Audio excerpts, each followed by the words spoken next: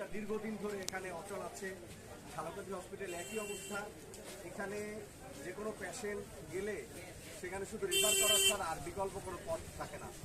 আমরা এই সকল ক্ষেত্রে ইতিমধ্যে আমি এ ব্যাপারে স্বাস্থ্য মন্ত্রণালয়ে কথা বলেছি এবং সংশ্লিষ্ট অধিদপ্তরেও কথা বলেছি এবং আমরা আশা করি এ ব্যাপারে কোনো পদক্ষেপ কার্যকর কোনো পদক্ষেপ আমরা হয়তো পাবো।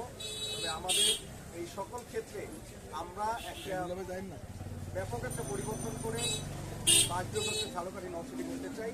আমাদের নদী ভাঙ্গন একটা বড় সমস্যা। এই নদী ভাঙ্গন ক্ষেত্রে আমরা পদক্ষেপ নিতে চাই।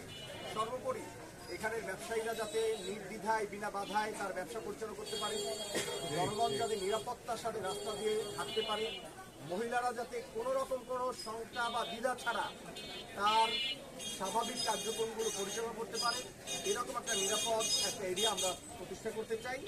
অতএব আমরা এক্ষেত্রে ব্যাপকভাবে জনগণের সাড়া পাচ্ছি এবং আমরা চাই এই জনগণের সাড়া নিয়ে আমরা সুন্দর একটি ঝালকাঠি নদী আপনাদের উপহার দিতে পারবো।